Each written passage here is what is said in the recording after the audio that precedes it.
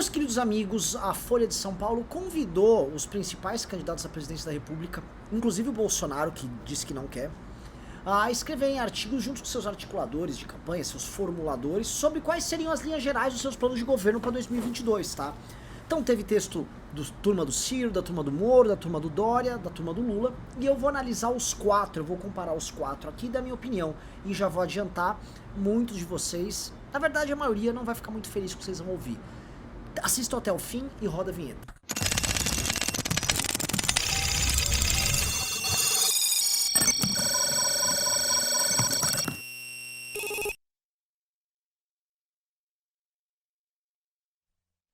Meus amigos, antes de continuar, por favor, a trinca do Renan. Eu reparei que quando eu falo trinca do capeta, eu recebo uma mensagem me xingando. Parem de ser chatos, meu.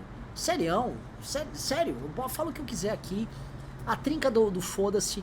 Like no vídeo, se inscrever no canal e clica no sininho para receber as notificações. Peço pra vocês. Segunda coisa, quer trocar ideia comigo? Eu tô trocando ideia com todo mundo sobre terceira via, campanha, cenário 22. Vem pro meu Telegram, t.me/RenanSantosMBL. Então vamos lá. Pessoal, foi uma iniciativa muito legal, essa da Folha de São Paulo, porque permitiu que os candidatos pudessem jogar as pistas. Eles jogaram leves pistas, obviamente eram artigos curtos, ninguém publicou um livro ali, com suas teses sobre as eleições de 22, tá? E ali a gente pode entender duas coisas. Qual é o discurso, ou qual é a base do discurso, inclusive marqueteiro eleitoral desses candidatos para 2022, e dois, qual é a profundidade destas candidaturas, tá? E eu vou comparar, vamos dizer, os textos que vieram com base nisso, tá? E vou dizer por que assim, nós como país estamos lascados, estamos ferrados, tá? E, enfim, vocês vão entender quando eu fizer essas comparações, tá? Os textos foram basicamente enviados por formuladores da candidatura dessa turma toda, então foi um formulador do Ciro, foi o do Dória, agora eu não estou lembrando de cabeça quem é. Do Moro foi o Pastore e do Lula foi o Guido Mantega, né? E vamos lembrar que eu soltei um vídeo ontem, este texto do Guido Mantega já derrubou a bolsa, né? Então, ou seja, o Lula já começa muito bem junto com o seu Guido Mantega. E eu vou começar a comparação, eu vou começar falando, obviamente, do texto do líder das pesquisas, do Lula, tá?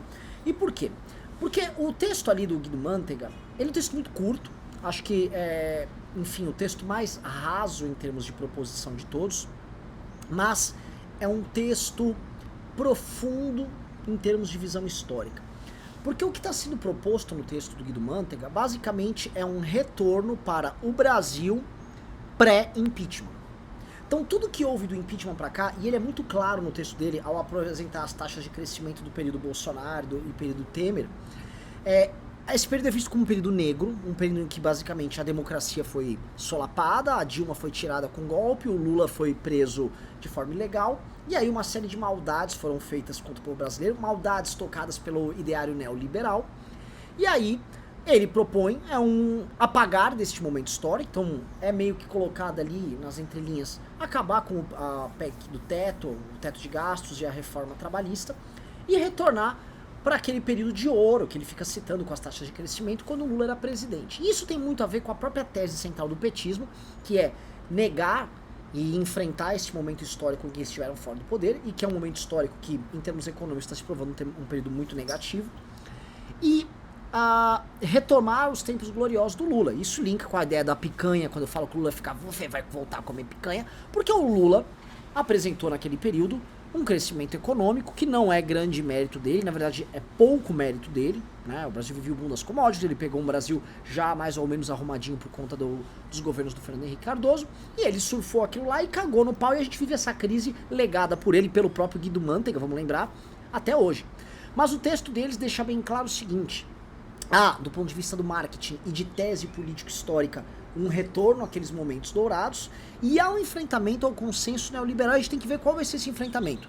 Se o Lula resolver endossar isso no governo dele, ele vai adotar a linha do Castilho, a linha que está sendo adotada agora com esse loucão que ganhou no Chile, e o Fernandes lá na Argentina, que é uma linha de romper com o mainstream econômico liberal e ir para uma linha desenvolvimentista populista que, enfim, quebra de vez o Brasil. Será que o Lula vai nesse caminho?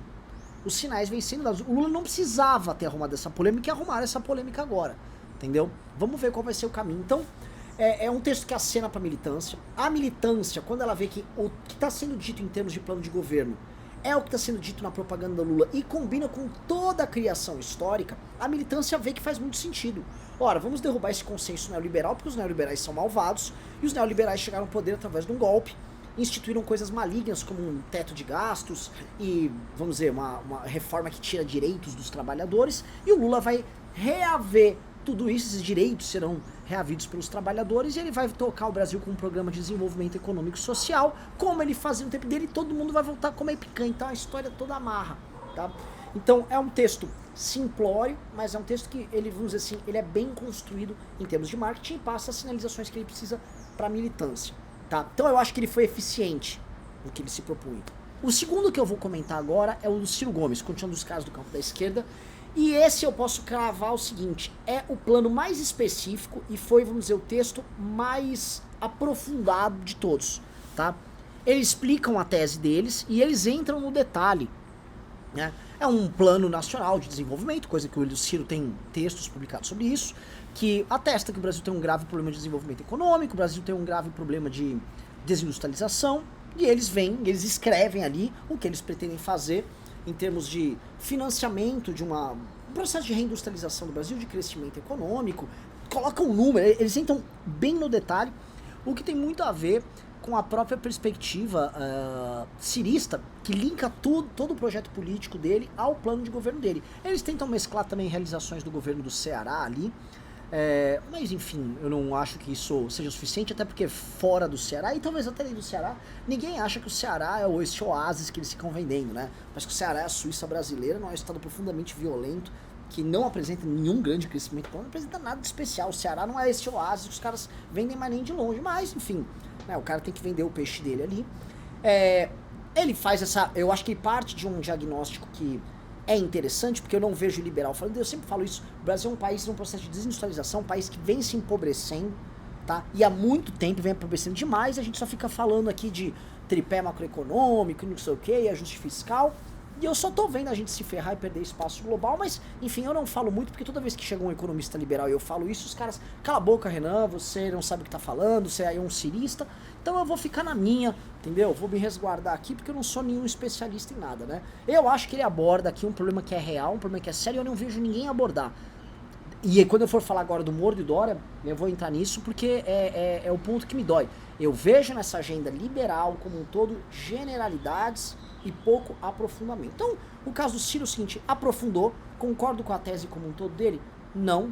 Né? Eu acho muito complicado você falar, quero fazer algo igual a Coreia e tudo mais, vem com aqueles padrões, e aí, quero manter a CLT, né? É uma coisa burocratizada e antiga, um trabalhismo antigo aqui, linkado com uma proposta de crescimento econômico que acho que não tem tanto a ver com o que o Brasil tem hoje e com o próprio plano em si do cirismo, né? Eu não consigo conjugar essa coisa antiquada nossa, esse trabalhismo varguista com um modelo de crescimento econômico ligado hoje com um mundo que está na quarta revolução industrial, com novas relações de trabalho. Então, enfim, vejo esses problemas, mas meu lance não é entrar tanto no detalhe, meu lance é o seguinte, ele apresentou algo e a militância dele vai estar feliz.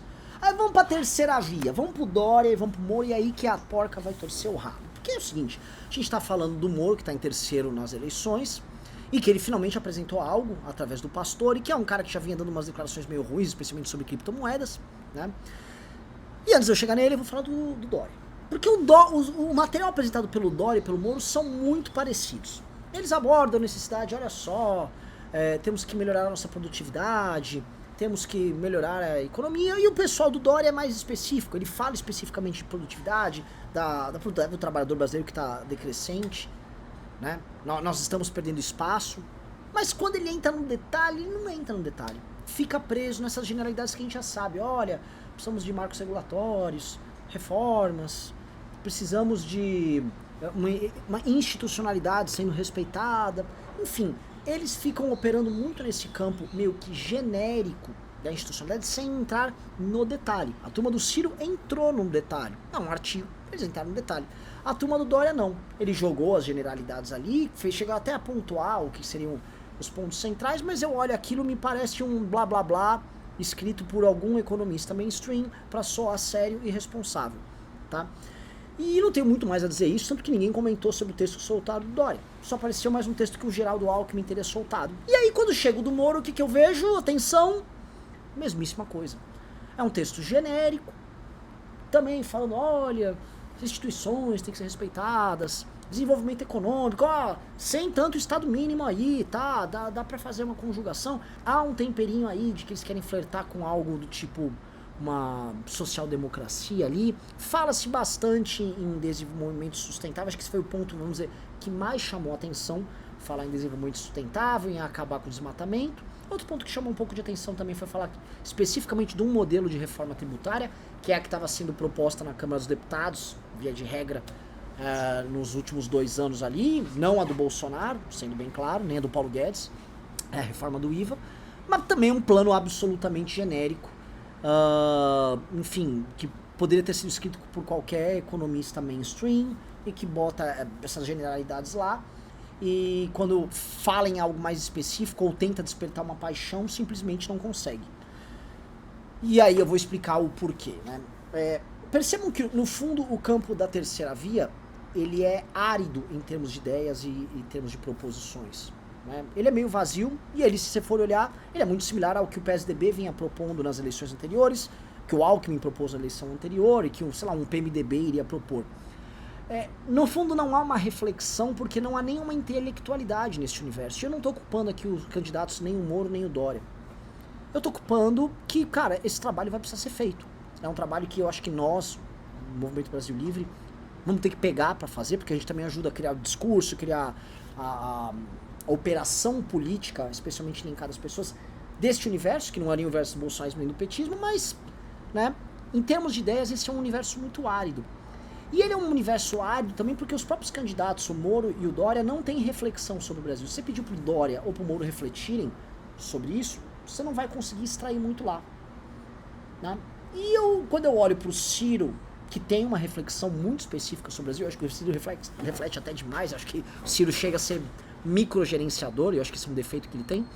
O Lula faz parte do PT, que vem como, vamos dizer, herdeiro e líder de um movimento socialista, não só no Brasil, mas na América Latina, que tem muito a propor, e isso todo muito que propor, em geral, costuma ser muito ruim, né? Então eles têm muita porcaria para propor, mas tem toda uma teoria, tem toda uma tese, tem toda uma visão de Brasil, uma visão sobre o passado do Brasil, sobre o presente do Brasil e sobre o futuro do Brasil.